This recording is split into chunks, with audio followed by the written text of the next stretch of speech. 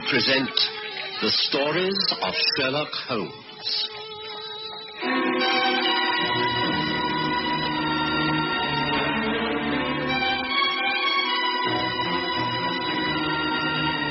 The Beaumont Affair.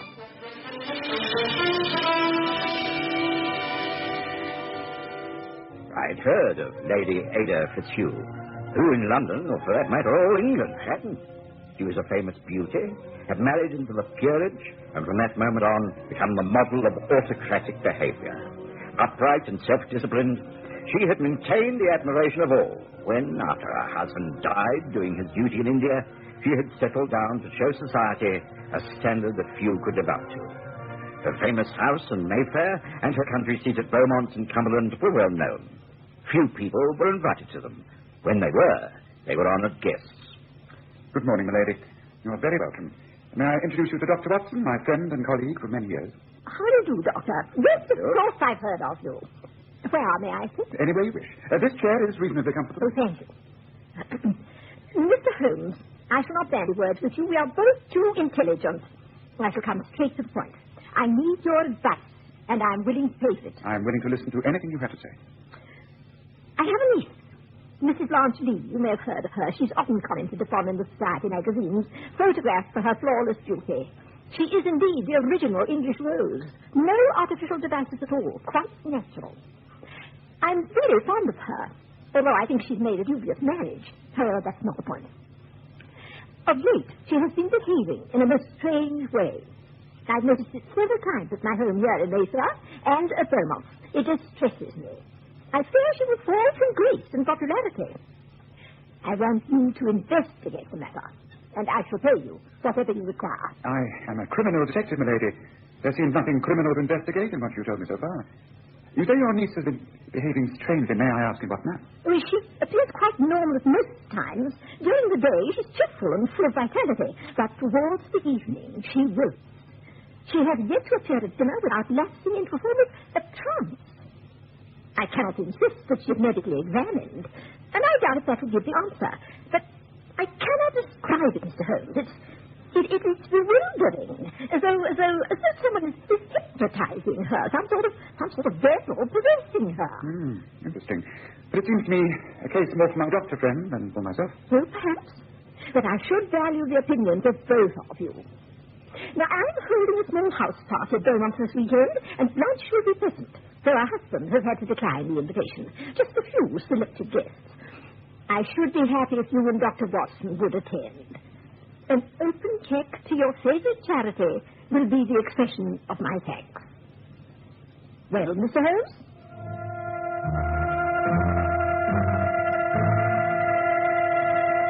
I'm sure that had I not been present, Holmes would have rejected Lady Ada's invitation. As it was, the thin-lipped smile broadened. He had again read my mind and knew that I'd be delighted to go to Beaumont's. He accepted. Lady Ada advised the time of arrival and departed graciously. Perhaps a weekend out of London would not be a bad idea, Watson. An invitation to Beaumont's is an incredible opportunity, Holmes, and it should be most interesting. I wonder. I think Lady Ada knows far more than she's telling us. Mrs. Blanche Lee must be aware of these times when she's not herself. Why doesn't she discuss the matter more freely? Yes, it might, as you say, be very interesting.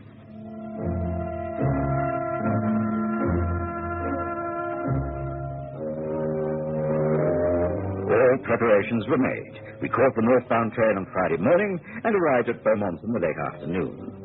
Lady Ada had sent a carriage to the station, and after being shown our rooms, we went down to the great hall where tea was being served, and where we were introduced to the other guests. Mr. Roland Dean. Hello. Count Carl Michener. This is Mr. Sherlock Holmes and Dr. John Watson. How's it going? And here is my niece, Blanche Lee. It is indeed an honor to meet one so famous as yourself, Mr. Holmes. My husband has worked with your brother Michael. So I believe. It's a pleasure to meet you, Mrs. Lee. Oh, please. Call me Blanche. I'm sure we can all be on first name terms for the next few days. Oh, what a delightful company you have assembled, Aunt. Tell me, Count, have you brought das Lustspiel with you? Yeah, he's up in my room.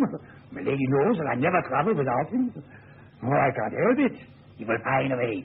Simply die if I leave him behind. Oh, you really must meet das Lustspiel, Mr. Holmes.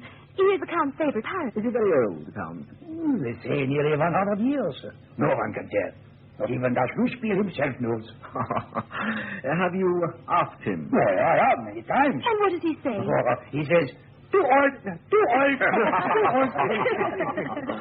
Well, if everyone has taken tea, then perhaps you'd like to be shown over the estate. Oh, yeah. After that, we shall go our own ways until dinner. And that is at 8 o'clock sharp. So come.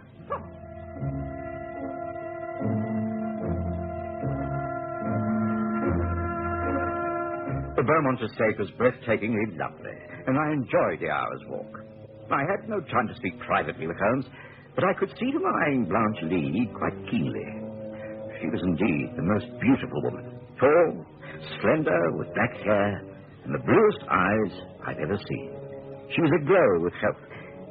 And yet, when we sat down to dinner, a subtle change slowly came over her. From being beautiful, she grew too old and disagreeable. Her dazzling smile vanished, and when she answered a question, her lips drew back in what was almost a snarl. Everyone noticed as the meal went on. Would anyone care to ride tomorrow? Oh, I would, Lady Ada.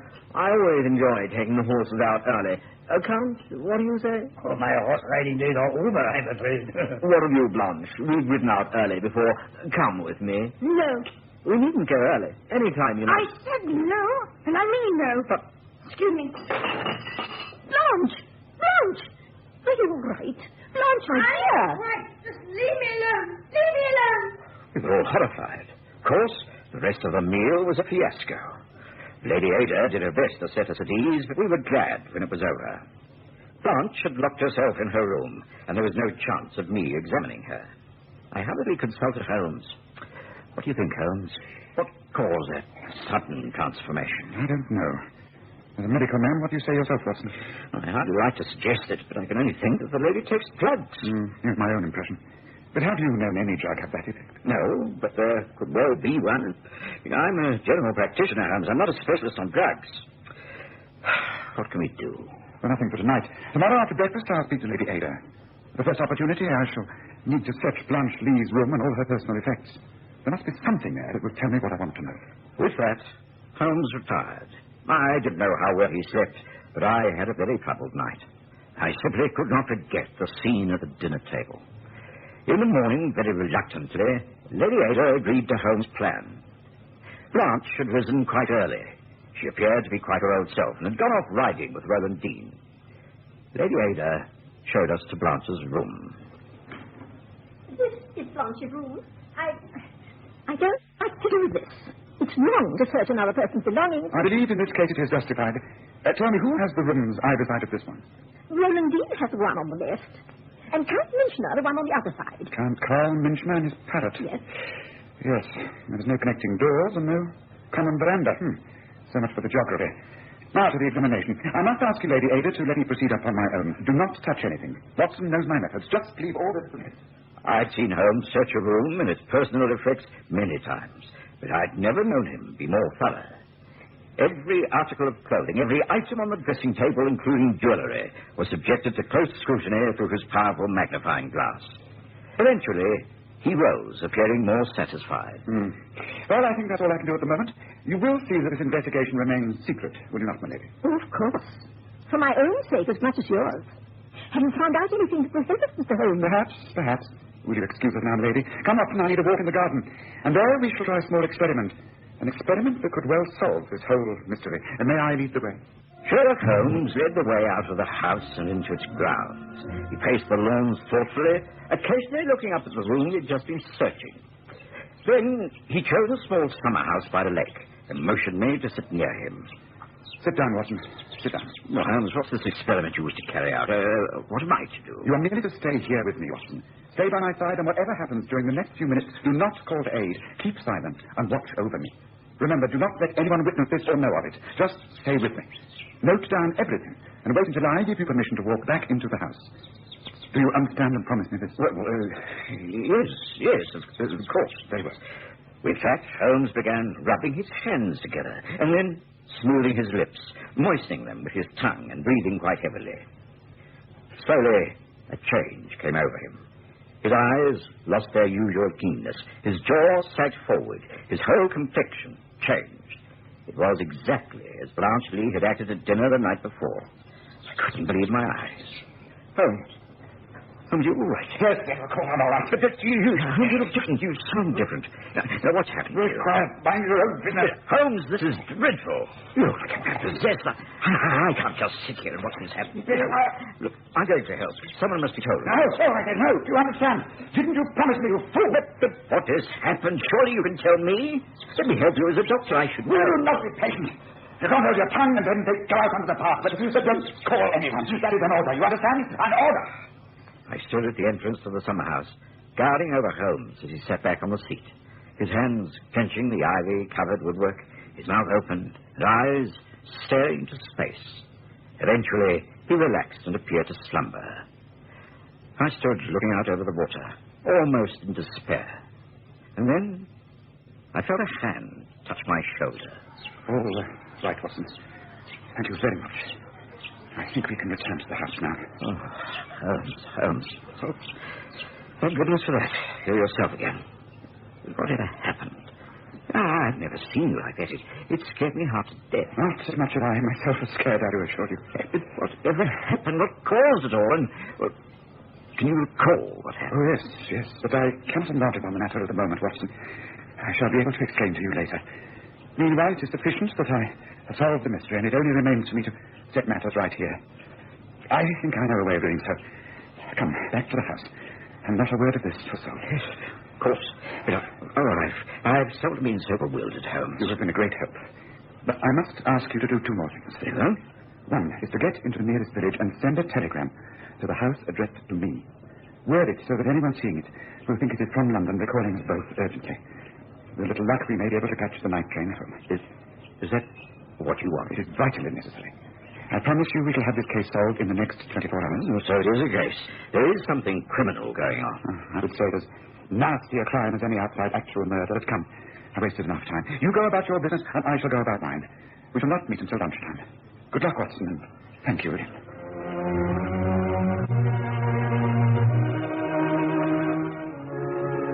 I did as Holmes requested. I found a post office in a nearby village and managed to make sure a telegram would get to Beaumont that afternoon.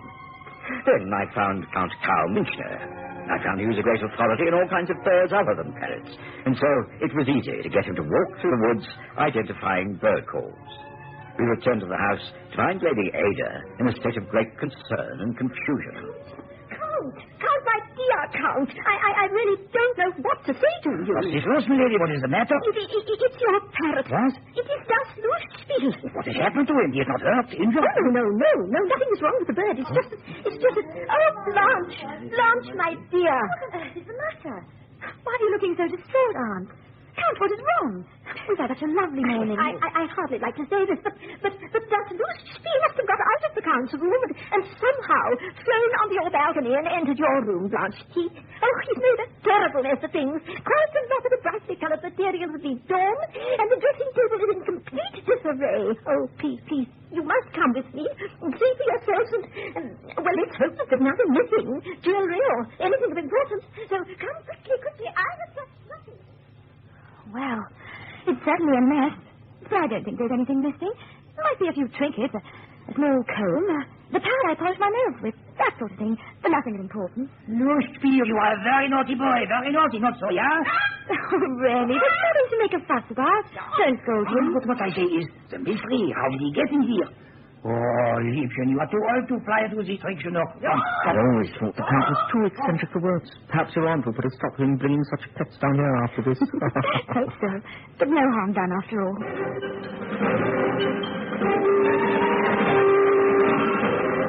In the afternoon, the telegram arrived for Holmes, and he made a great display of regret at having to leave Beaumont's by the evening train. Lady Ada was clearly upset, but Holmes reassured her that there would be no more trouble, and her niece would never suffer the attacks of personality change again. With that, we departed. Holmes said nothing on the journey back to London. He slept most of the way. But once there, he hailed a hansom cab, and much to my surprise, gave an address in St. John's Wood. But, Holmes, I can't understand this. What is it all about? Now, look, I've done my best to be patient, but I refuse to be treated like a child. I will accompany you no further without an explanation. We're going to home with Mr. Matthew Lee Watson. I'm sorry that I've had to inflict so much upon you. It has sorely tried your patience, but all will be revealed to you once we talk to Blanche Lee's husband. I know it's very late, but on the other hand, we're sure of finding him at home. It's quite essential that we talk before his wife gets in touch with him. This is the street. But not be long now. I controlled my annoyance. I was too intrigued to desert Holmes at this stage. It took quite some time to get a reply to our continual knocking, but eventually a disabled butler was persuaded to show us into Matthew Lee's library. And there, some 10 minutes later, the irate gentleman himself entered. Now, look here, what is this? What the devil do you mean by knocking me up at this time of the night? You are Mr. Sherlock Holmes, are you not? Yes, I know your brother. Could never imagine him acting in this disgraceful manner. On the contrary, my croft is far more ruthless than I am when it comes to criminal matters. Criminal matters? What do you mean, criminal matters? What are you talking about? Dr. Watson and I have just returned from a visit to Beaumont's, where your wife is spending the week as a guest of her aunt's. This, of course, you well know. Of course I do. Well, what's wrong? Something happened to Blanche? No, that's no thanks to you. Why did you do it, Lee? Why did you try to discredit your wife in the eyes of her aunt and any guests she may have invited her to dine with? I don't know what you're talking about. No? Then perhaps this will remind you. Here. It's a small, round, jewelled container, rather like a locket. It opens so. And inside, we find what? A paste of some kind. It is your wife's. Do you know what she uses it for? I think it's something she polishes her fingernails with, isn't it? That's the excuse she may have made at one time, but your wife is famed for her natural beauty, isn't she? She does not wave her hair or cream her face or even powder her nose. The rose of England is quite natural. That is part of her beauty, and one of the reasons why most young men fall in love with her. Oh, yes. You're wildly jealous of Blanche, aren't you? She's something of a flirt, I can tell now. She completely bewitched that young Rolandine, although he was rather put off when she acted so strangely at dinner last night. She appeared to be another person, a rather repulsive, rude, and ugly person. I can't be blamed for my wife's peculiarities. Oh, but you can. You know that for years now, the only type of beauty aid that Blanche has used is a lip salve. In the evenings, after dressing for dinner, she would gently smear a little of this ointment across her lips. It gave them a rosy glow and prevented them from feeling wrapped and coarse. But you have often tampered with that lip salve, have you not? If this ointment were to be analyzed, the pharmacist would find it contains a rare alkaloid substance known as tyrosine. Large doses of it would induce fits, strokes, and even madness in human beings. Small doses cause irrationality, loss of memory, flashes of ungovernable temper, I know. I tested it out myself this morning. Watson will tell you that it changed me completely and for the worst. It is a foul thing that you've been doing to your wife. I judge it to be a criminal thing. I know. I admit it now. I must have been mad to have thought it out. I wanted to put an end to her incessant flirting and carrying on. I thought if she would appear to be discredited in social circles because of her infamous behavior, it would make her turn back to me. I wanted her to appear repellent, so that I alone could enjoy her attractiveness. I admit it now. I'm ashamed of myself. So what are you going to do, Mr. Holmes? Leave you and trust you to throw that container into the Thames. I think that is all. It's been a wretched story, and you are a wretched man. Come, Watson, it's time we went home.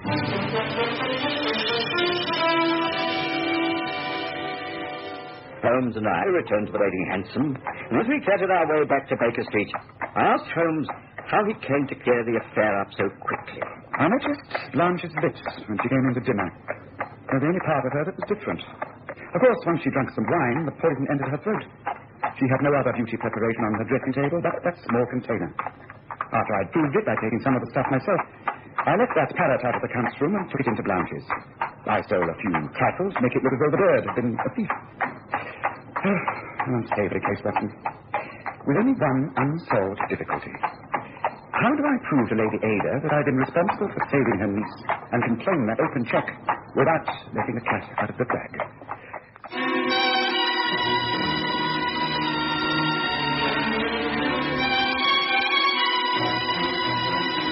Listen again next Sunday to The Stories of Sherlock Holmes, with Graham Armitage as Holmes and Kerry Jordan as Dr. Watson.